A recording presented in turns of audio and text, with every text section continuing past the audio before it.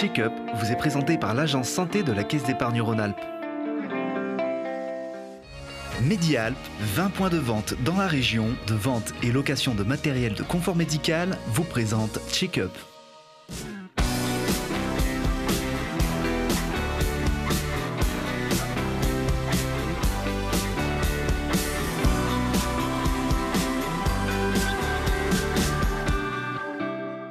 Bonsoir à tous et bienvenue dans un nouveau numéro de Check-up, le magazine de la santé et de l'innovation sur Télé Grenoble. Pour m'accompagner, je salue Vincent Templard. Bonsoir Vincent. Bonsoir Marie-Caroline. Vous êtes président de Medicalps, c'est le cluster des entreprises de santé innovantes à Grenoble et en Isère. Vous nous apporterez votre regard d'expert tout au long de cette émission. Et puis en face de vous, Vincent, l'experte des enfants, du nourrisson à la majorité, Julie Ségala. Bonsoir Julie. Bonsoir. Dans votre coin des mômes, vous nous ferez part dans quelques minutes des bienfaits de la danse pour les femmes enceintes. Et puis dans la deuxième partie de Check-up, nous nous pencherons sur un dossier compliqué, le sida. Nous ferons un état des lieux dans l'arc alpin et nous essaierons de nous projeter jusqu'en 2030 en compagnie du professeur Olivier Epaulard, président du Corévi, et de Sylvie Van der Schilt, coordinatrice de Sida Info Service. Mais pour l'instant, je vous propose de découvrir une entreprise iséroise spécialisée dans les prothèses des membres supérieurs et en particulier de l'épaule.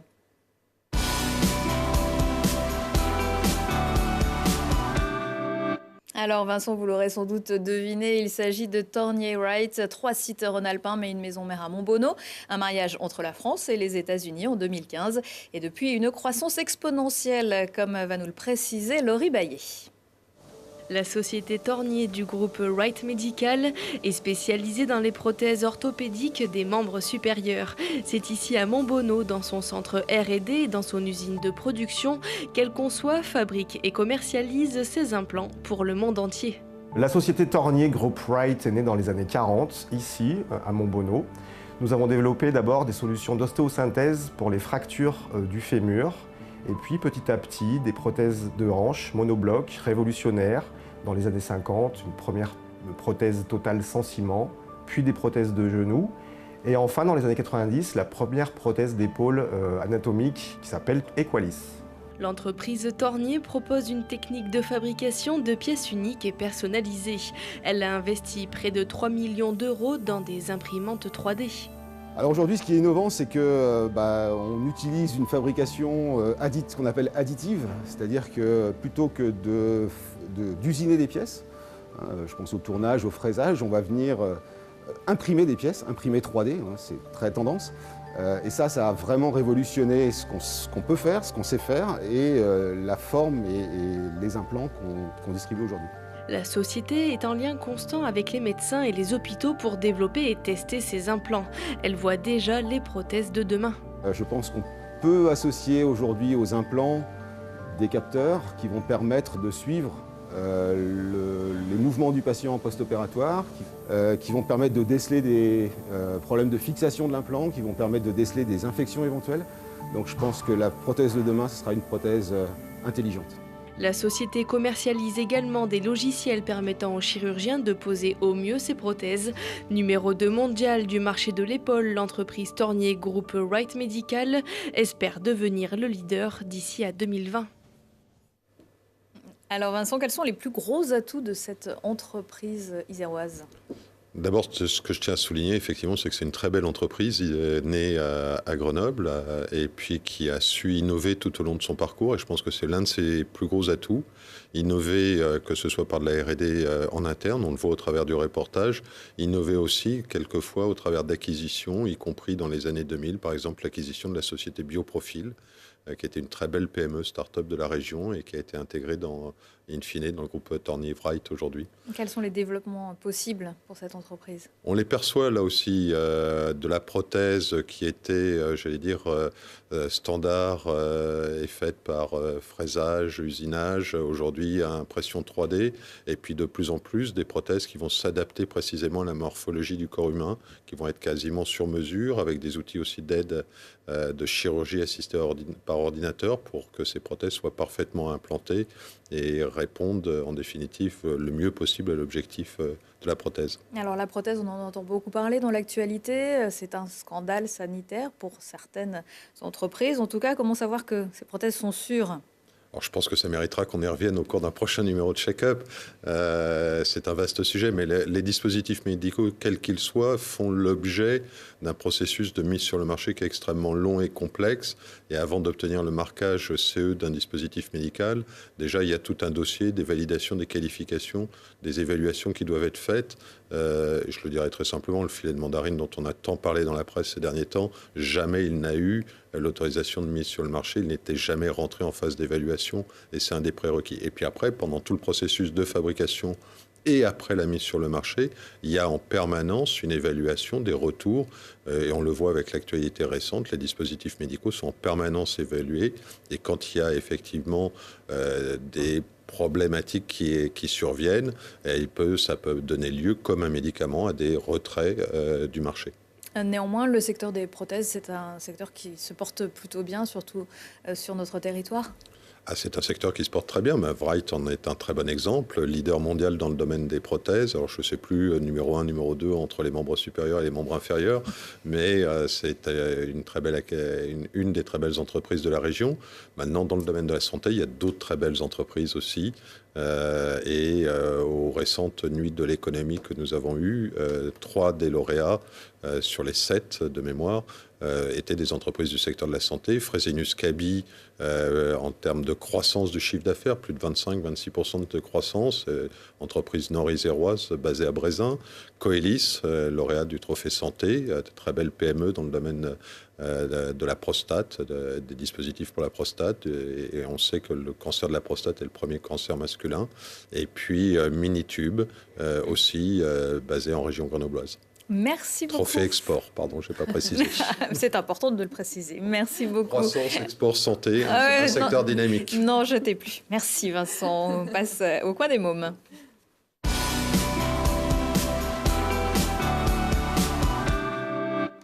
C'est bien connu, pratiquer une activité sportive, c'est bon pour la santé, même si Winston Churchill affirmait le contraire lorsqu'il a dévoilé le secret de sa longévité. Il est décédé à 90 ans et fumait allègrement le cigare. Mais lorsqu'une femme tombe enceinte, soit elle profite de cette parenthèse pour faire une pause, soit au contraire, elle continue, tout en adaptant sa pratique. Mais alors, quelles conséquences cette pratique peut-elle avoir sur un corps qui se métamorphose tout en restant en mouvement? Une question que s'est posée la chorégraphe Giulia Arduca, que vous avez rencontrée, Julie. Et oui, quand Giulia rencontre Julie, ça fait des étincelles. Découvrir le mouvement, muscler sa créativité, se laisser aller et prendre du temps pour soi. Alors depuis plusieurs mois, Giulia Arduca propose en effet aux femmes enceintes à partir du 3e mois des ateliers danse-théâtre totalement gratuits. Donc, ce sont des mouvements de bien-être autour de la transformation d'un corps qui s'apprête à donner à la vie. Cette matière est à la base d'un projet de recherche qu'elle mène en partenariat avec le CHU de Grenoble. Et j'ai pu assister à l'un de ces ateliers. Vous allez voir, c'était tout en douceur. Appuyer sur pause, prendre un temps pour soi, pour s'écouter et mettre son corps en mouvement, même si celui-ci porte la vie. Ces femmes enceintes participent depuis quelques semaines au projet chorégraphique de la compagnie Kekosa, des ateliers de 2 heures ponctués de danse, de théâtre et de moments de bien-être adaptés à leur grossesse. À chaque atelier, il y a des temps assis. On a des temps aussi pour se masser ou pour travailler le toucher. Et pour moi, c'est vraiment des temps fondamentaux pour rentrer dans ce corps qui est augmenté dans ses sens et parfois diminué en puissance, en explosivité, en endurance. Ces ateliers axés sur le mouvement sont gratuits et ouverts aux femmes enceintes dès le 3e mois. Des temps sensibles et ludiques, parfois très forts en émotion et en complicité. Je sais pas, des fois c'était un peu méditatif pour moi. Et en fait, on était dans cette bulle et qu'on a partagé, on a mis en commun nos bulles un peu où on était dans notre imaginaire et tout ça. Et ça a créé quelque chose de très agréable. Ça fait vraiment un moment de bien-être. Enfin, à la fois, on se concentre sur son corps, sur la grossesse, Ça fait un moment, une petite parenthèse où on est tranquille pour soi. Et puis ça fait du bien, ça nous amène en fait aussi à faire des mouvements qu'on ne fait pas forcément d'habitude. Baptisé Prégnance, ce projet de recherche est soutenu par le CHU de Grenoble. Il met en relief la complexité du processus unique qu'est la grossesse, ses origines, la transformation du corps et une certaine force féminine. J'avais aussi envie, en tant que danseuse, chorégraphe, de chercher le corps qui porte un autre corps. Comment il s'exprime, qu'est-ce que ça change au niveau du poids, peut-être du ressenti de l'espace, du ressenti des odeurs, des émotions, et puis comment ces corps peuvent de toute façon être dans l'espace, en relation avec les autres, en mouvement, et comment cette particularité peut être mise en lumière par un projet sensible qui demande pas à être spectaculaire, mais vraiment plus près du vécu et du coup de la singularité de chacune de ces femmes. Le projet Prégnance se concrétisera en 2019 par 3 représentations. Un spectacle sur le rapport au corps, interprété par des futures mamans non professionnelles qui prouveront aux yeux de tous qu'elles ne sont ni malades ni en sucre. Alors c'est...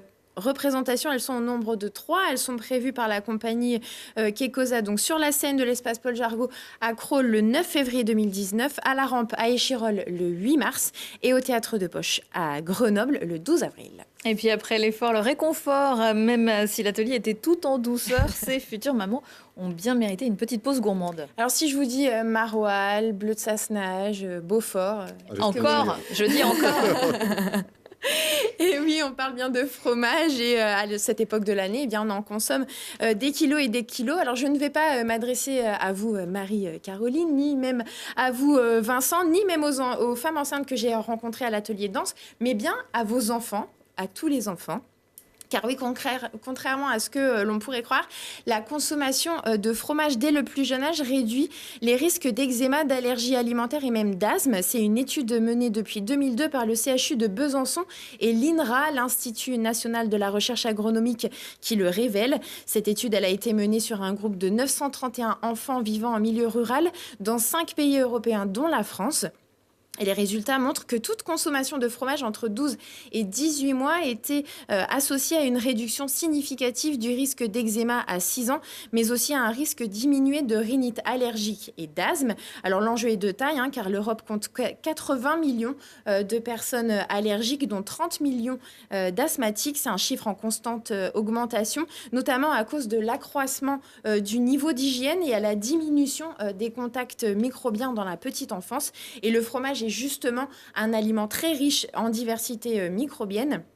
Des études complémentaires vont quand même être menées, notamment pour savoir quel type de fromage il faut introduire, à quelle fréquence et surtout à partir de quel âge. Mais une chose est sûre, manger du fromage, c'est bon pour la santé, avec modération quand même, bien sûr. Et oui, on continue à faire un peu de sport. Merci beaucoup, Julie. On marque une petite pause et on se retrouve juste après.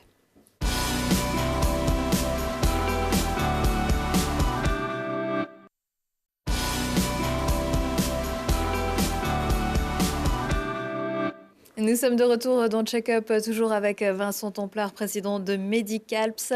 Nos invités nous ont rejoints pour faire le point sur une maladie découverte en 1981 qui touchait encore 36,9 millions de personnes dans le monde en 2017, le sida.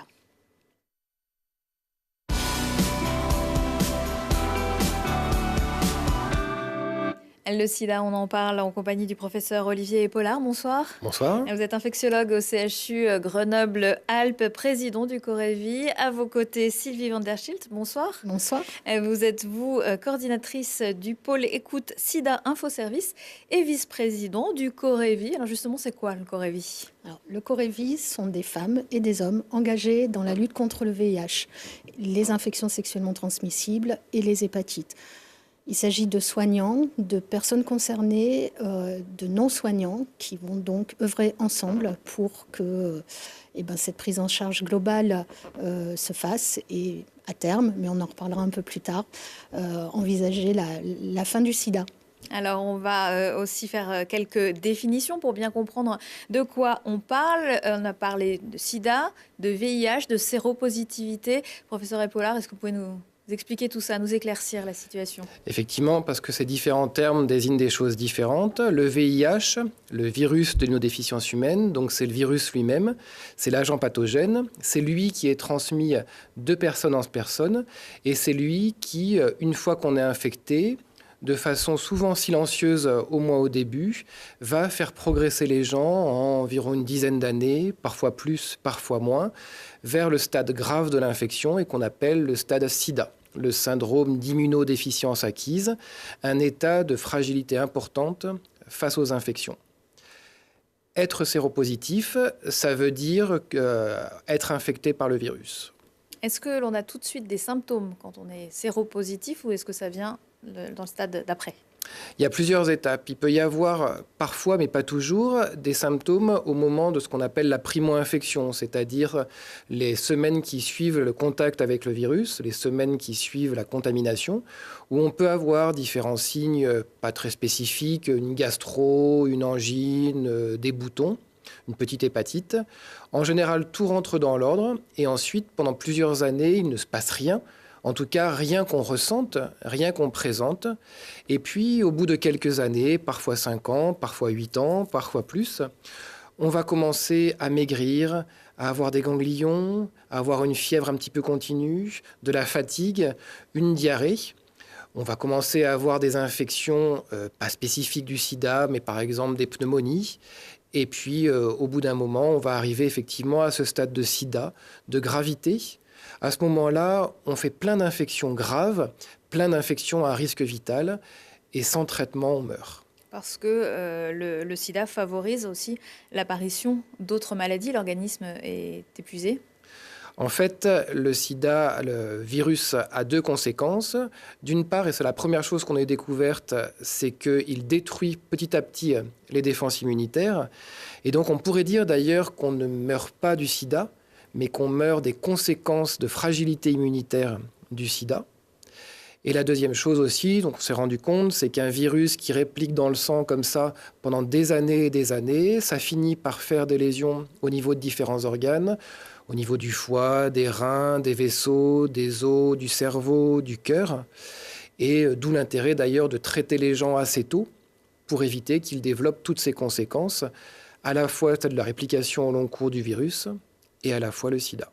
Quels sont les modes de contamination? Les modes de contamination, tout le monde les connaît, je pense, et en même temps, c'est intéressant de les rappeler. Le mode de contamination le plus important, c'est la voie sexuelle, en particulier lors des pénétrations, anales ou vaginales. C'est là que la très grande majorité de la population s'est contaminée, que ce soit en France, en Europe ou dans le monde. L'autre grande voie de contamination, malheureusement, c'est la transmission de la mère à l'enfant à la fin de la grossesse.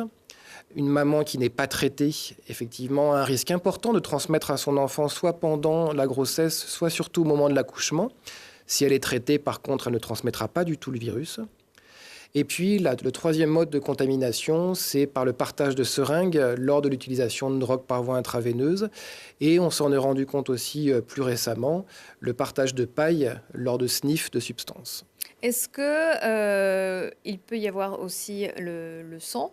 Est-ce que, alors les idées parce qu'il y en a encore plein, des idées reçues qui circulent, si j'ai une plaie sur la bouche, que j'embrasse quelqu'un qui a le VIH, qui a aussi une plaie sur la bouche, est-ce que je peux être contaminé? C'est vrai que les gens réfléchissent beaucoup à ça et ils ont raison, ils réfléchissent à qu'est-ce qui est à risque? Est-ce que se brosser les dents avant ou après un acte sexuel, par exemple, est-ce que ça va changer quelque chose? Est-ce que si j'ai une goutte de sang de quelqu'un sur la peau, est-ce que je risque quelque chose? Est-ce que si un moustique pique une personne et après me pique moi, est-ce que je risque quelque chose? Si je mange avec quelqu'un, si j'embrasse quelqu'un? Et en fait, justement, sur toutes ces choses-là, on peut dire non. Il n'y a pas de risque. Les vrais risques, c'est l'acte sexuel avec la pénétration et le partage d'instruments d'injection ou de sniff. En dehors de ça, il n'y a pas d'inquiétude à avoir. Sylvie van der Schilt, ce sont des questions que les gens vous posent à SIDA Info Service. C'est surtout à ce moment-là qu'on vous appelle quand on pense avoir eu une conduite à risque. C'est aussi à ce moment-là, mais pas seulement. Et effectivement, le premier thème d'interpellation de notre service, c'est bien les risques de transmission. Une personne qui a eu une conduite à risque ou pas d'ailleurs, et qui s'interroge sur le fait de savoir si oui ou non, dans ce qui s'est passé pour elle, il y a un risque de transmission ou pas. Olivier, tu disais, tout le monde connaît. En fait, pas tout à fait quand même, parce que il faut le rappeler, voilà, c'est plutôt ça, plutôt rappeler, parce qu'en fait, on est aussi interpellé pour des non-risques, et là, c'est plutôt la peur et l'angoisse qu'on a à traiter. Donc, à SIDA Info Service, on est à la fois dans de l'information, de l'orientation, mais aussi de l'accompagnement, et notamment pour tout ce qui tourne de l'angoisse autour d'un risque de transmission. Et les personnes qui vous appellent, ce sont des personnes de tous les âges? Oui, absolument. Avec quand même, pour 70% d'entre elles, une tranche d'âge entre 20 et 39 ans. Voilà. Donc, mais toutes les tranches d'âge sont concernées par les appels. Dire peut-être que notre région Rhône-Alpes, Auvergne-Rhône-Alpes, est la deuxième région d'appel de SIDA Info Service.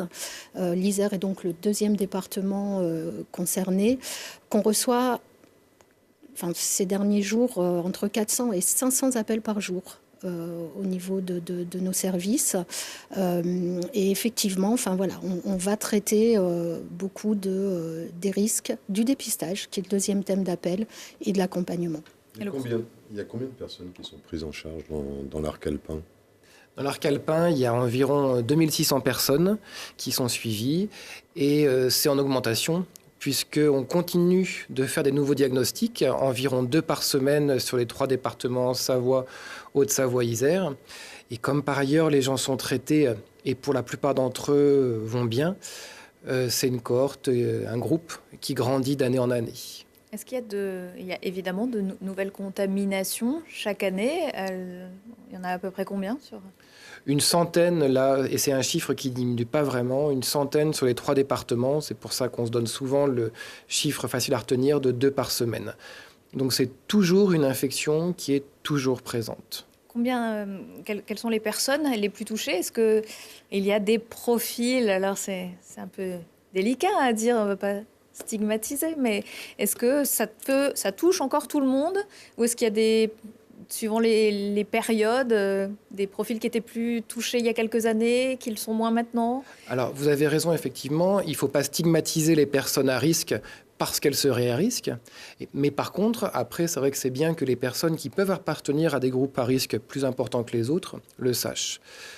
Pendant longtemps, l'affaire du VIH en France, ça a été l'affaire de tout le monde, et il n'y avait pas de groupe qui pouvait vraiment se dire épargné. Et puis, pour différentes raisons, les choses ont un peu changé. Par exemple, les usagers de drogue par voie intraveineuse, maintenant, alors d'une part, leur nombre est beaucoup moins élevé qu'auparavant en France, pour plein de raisons différentes. Et le nombre de nouveaux cas d'infection par le VIH liés à ce mode de transmission est très faible en France. En France, actuellement, les 2 groupes chez lesquels on retrouve le plus d'infections, c'est d'une part les personnes originaires de pays où il y a plus de VIH, où il y a plus de personnes touchées par le VIH qu'en France. Pour certaines, parce qu'elles arrivent en France avec l'infection, et grâce au système de santé français, on peut le détecter chez nous. Pour d'autres, parce qu'elles se contaminent une fois qu'elles sont arrivées en France.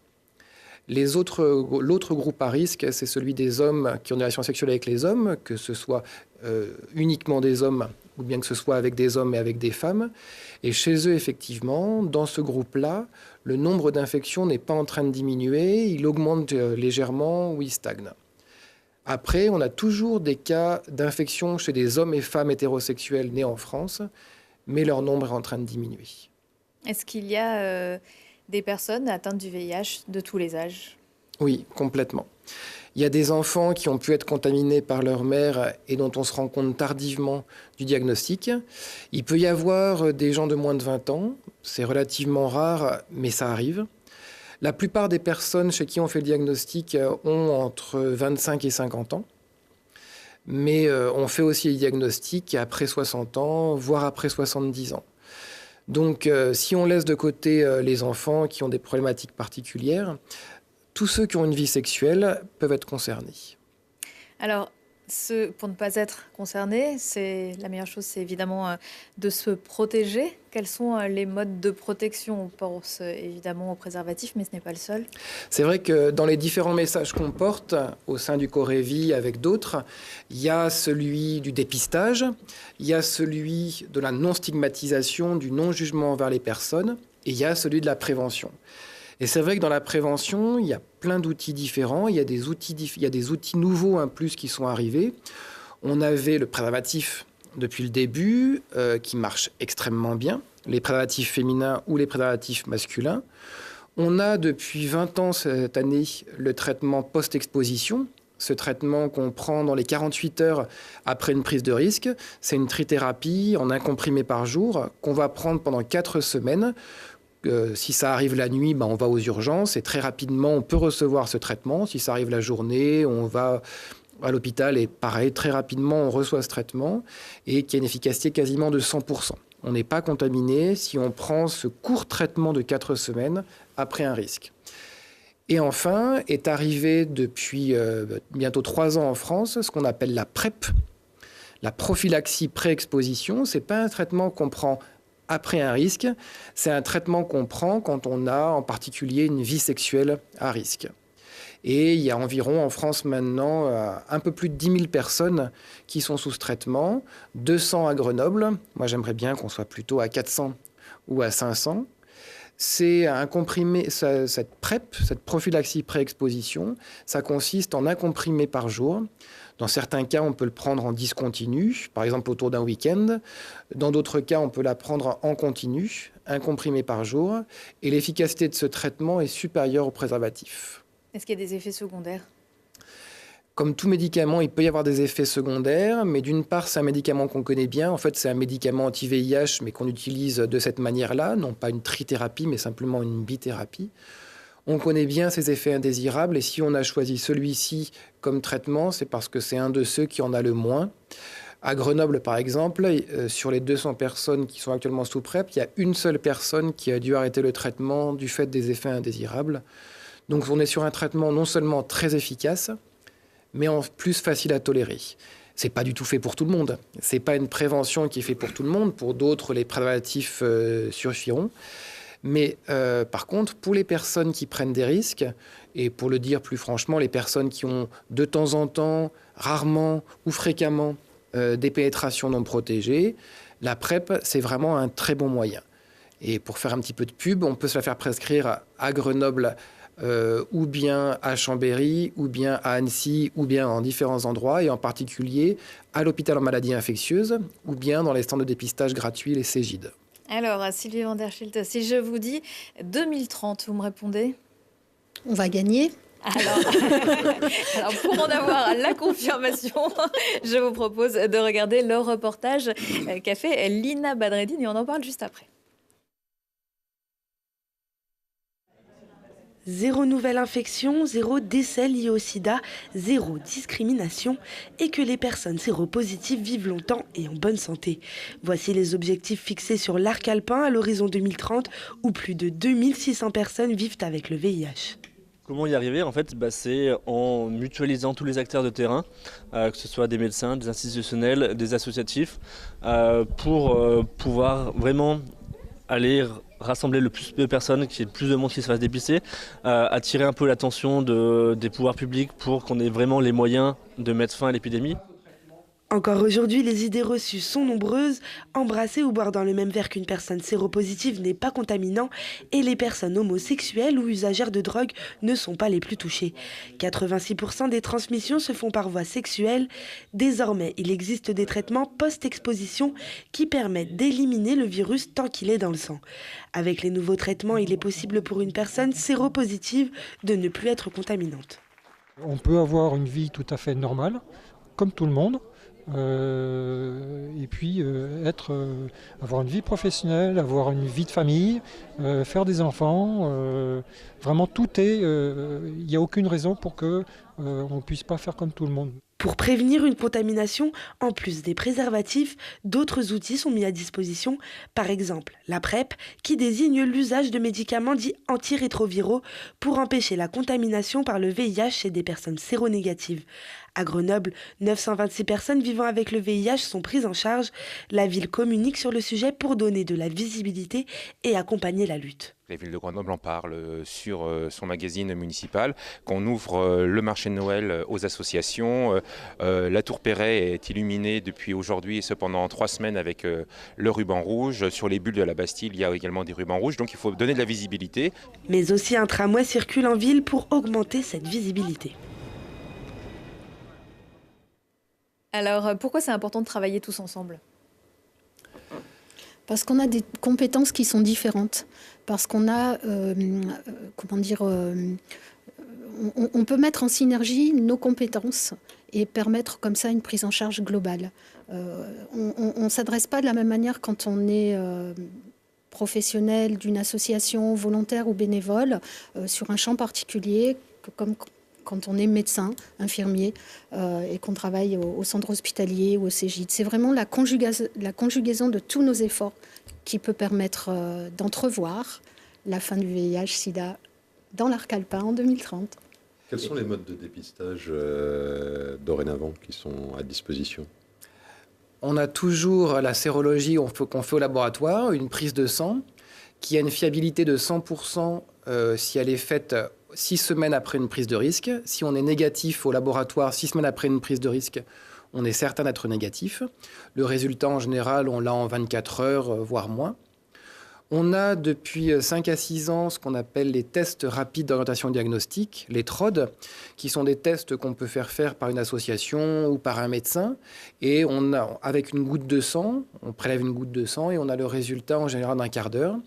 En fonction du test, le résultat est fiable si la prise de risque date d'au moins 3 mois. Et puis maintenant, avec les nouveaux risques, même si elle date de 6 semaines. Et puis, depuis plus de 2 ans maintenant, on a les autotests. Ces tests qu'on peut acheter en pharmacie sans ordonnance, sans avoir besoin de passer par un médecin, sans avoir besoin d'une prescription. On va les acheter, ils sont en vente libre. Il y en avait un qui coûtait environ entre 25 et 30 euros. Maintenant, il y en a un nouveau qui a été mis sur le marché depuis 6 mois qui coûte moins de 15 euros et qui ont une grande fiabilité aussi si la prise de risque date d'au moins 3 mois. Et ce qu'on espère, c'est que des personnes qui ne souhaiteraient pas faire la démarche d'aller voir un médecin et de dire « j'aimerais bien une sérologie », puissent faire ce dépistage en allant en pharmacie, utiliser en toute discrétion, acheter en toute discrétion et utiliser en toute discrétion l'autotest chez elles. Je pense que c'est important de le rappeler, effectivement, qu'il y a encore une partie importante de séropositifs qui s'ignorent, en définitive, qui ne sont pas détectés, alors même qu'aujourd'hui, les traitements permettent de vivre, j'allais dire, normalement. Tout à fait, c'est ce qu'on appelle parfois l'épidémie cachée. Un peu plus de 25 000 personnes en France.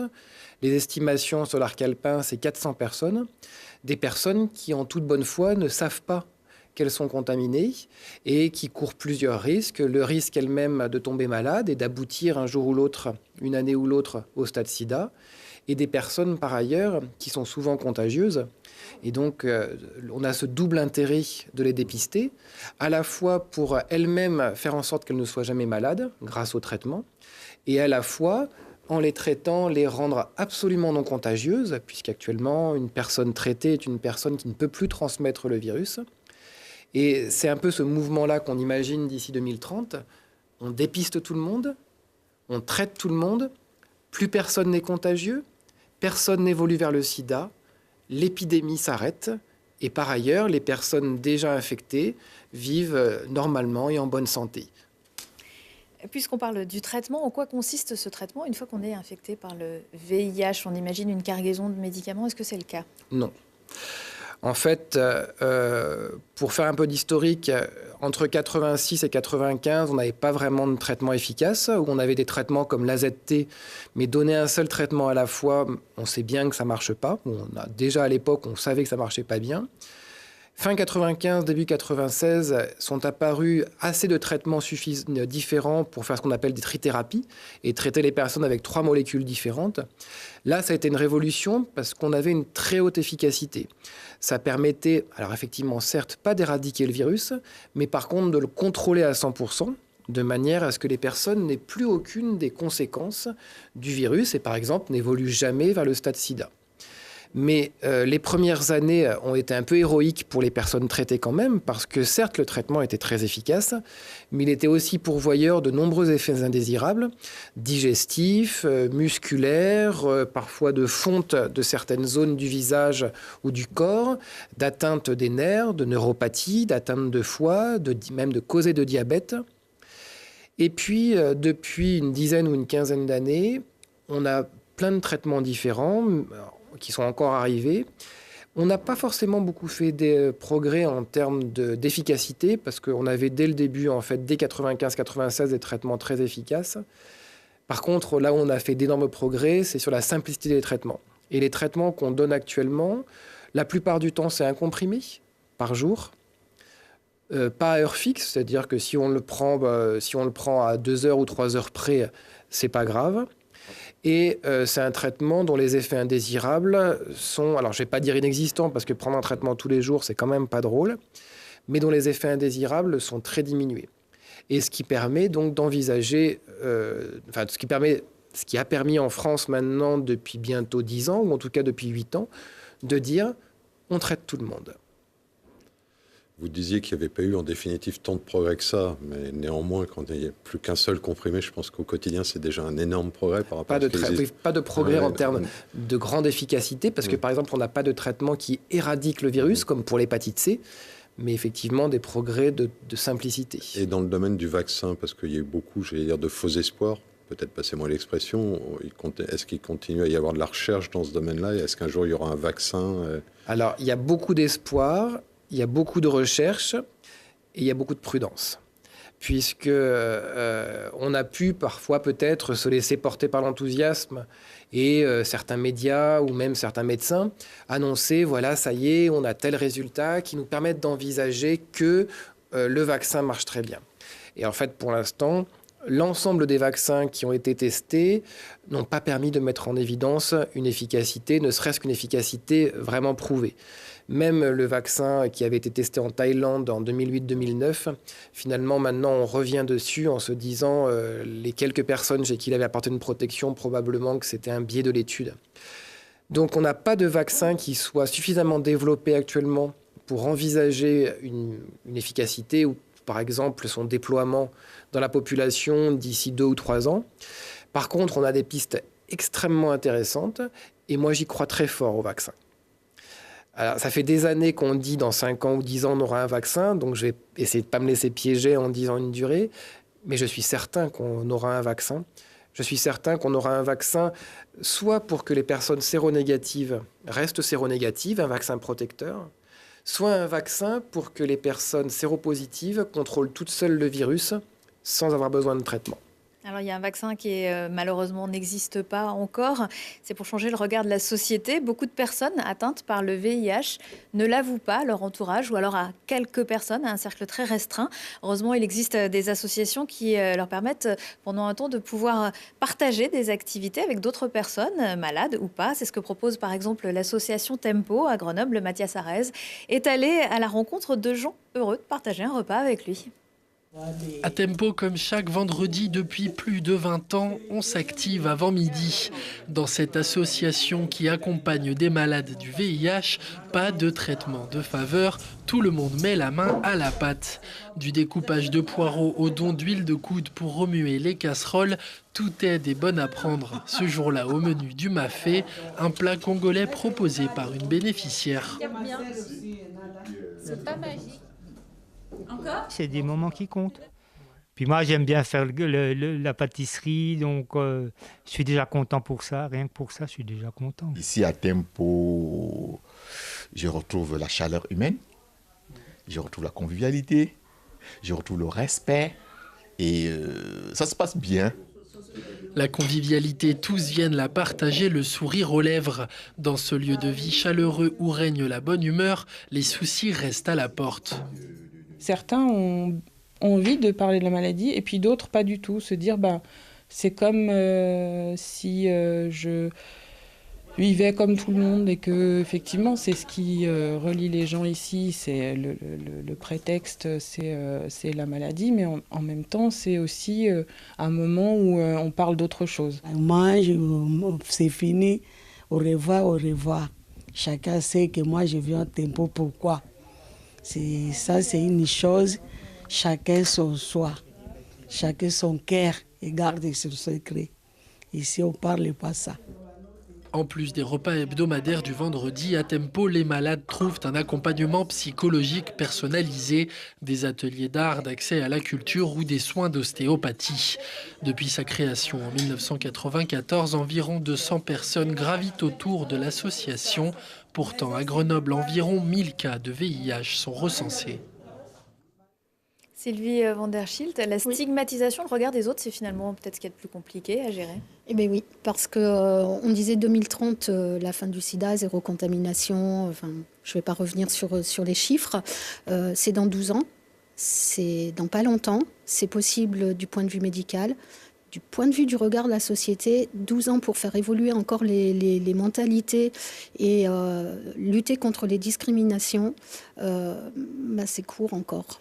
Pourtant, c'est depuis le début, finalement. Et c'est vraiment c'est peut-être là que le combat le plus important est à mener. C'est peut-être là, c'est important d'être ensemble là-dessus, qu'il y ait autant des élus et des médecins, des associations. Oui, parce que changer le regard, même pour une personne qui est elle-même contaminée, parfois elle va elle-même s'auto-censurer. Parce que c'est le dire à quelqu'un, ça a des conséquences. Ça peut avoir des conséquences de rejet, ça peut avoir des conséquences. Et la crainte finalement du rejet est aussi importante que le rejet lui-même quand il arrive.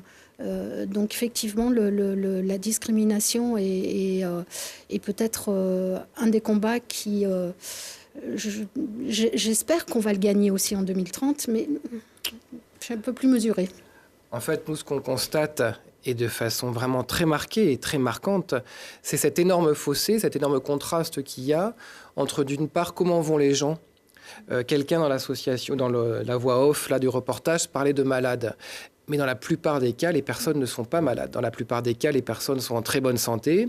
Elles ont des enfants, elles voyagent, elles travaillent, elles vivent leur vie, elles ont des amours, elles ont des familles. Et tout va bien sur le plan de leur corps. Elles ont ce traitement à prendre tous les jours. Elles ont ce bilan à faire 1, 2, parfois 3 fois par an à l'hôpital.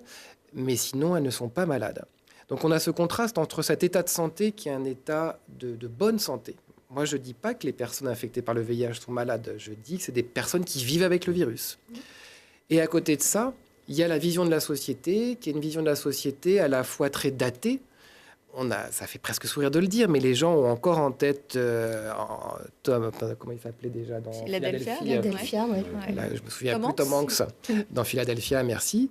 Les gens ont encore ces images-là d'une maladie pour lesquelles les personnes concernées vont être diminuées, pour lesquelles les personnes concernées vont être source d'apitoiement, et puis pour lesquelles aussi on développe facilement un jugement vis-à-vis des personnes, comme si le fait d'avoir le virus était synonyme d'être une personne de moindre qualité. Et bien sûr, c'est délirant. C'est délirant d'imaginer que parce qu'on aurait le virus, on serait une personne de moindre qualité.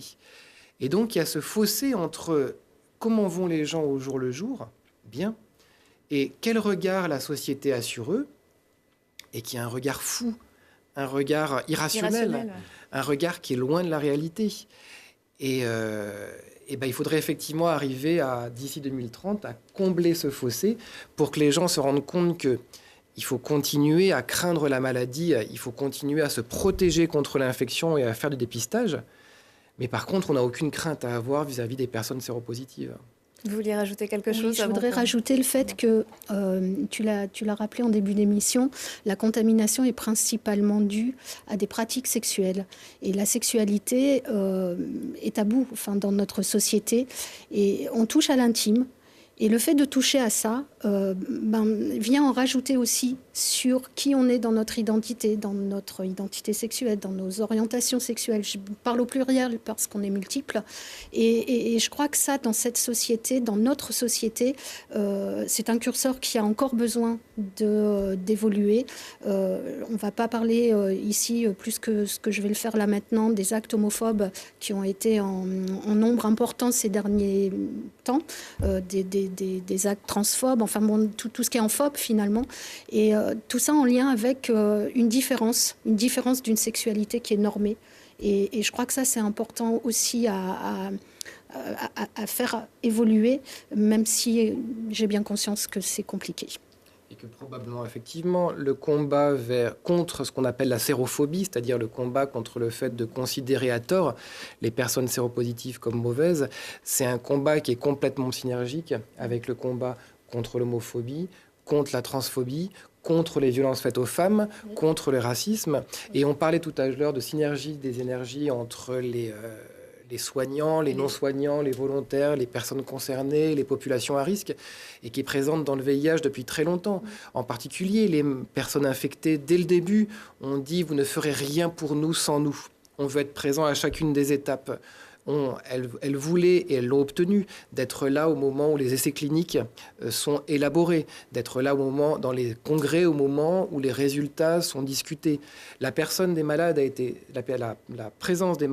centrale dès le début dans le VIH, et d'ailleurs ça a irrigué un petit peu toute la culture médicale. Si maintenant on ne parle pas de cancer, par exemple, de la même manière qu'auparavant aux personnes, c'est parce que les médecins ont fait une révolution dans leur tête vis-à-vis de le considérer différemment et comme un égal la personne en face d'elle. Alors il y reste encore de grands pas à accomplir, mais en tout cas on va rester optimiste et viser 2030 pour zéro sida. Merci beaucoup à tous les deux. Vincent, zéro discrimination. Et zéro discrimination, c'est peut-être encore plus important. Je rappelle le numéro de SIDA Info Service, le 0800 840 800 et sidainfoservice.org. Portez-vous bien et à bientôt pour un nouveau numéro de Check-up.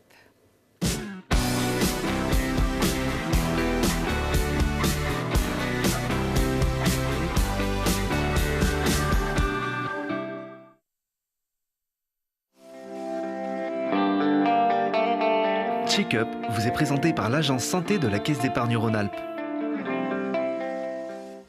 Medialp, 20 points de vente dans la région, de vente et location de matériel de confort médical, vous a présenté Check-up.